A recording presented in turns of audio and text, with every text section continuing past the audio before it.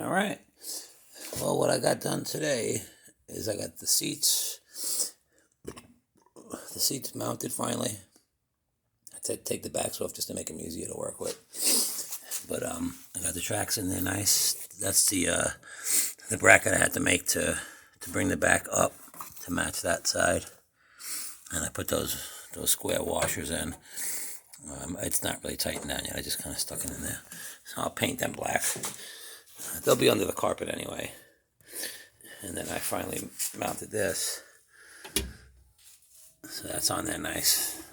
That always sat on there kind of loose. So build it up in the front, nice and strong. It's not going anywhere.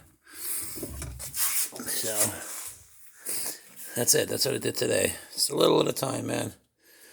I never did a car before, so I've done a lot of work on cars, but never really did just a minor restoration the way I'm doing, just kind of cosmetic stuff, welding up, little stuff.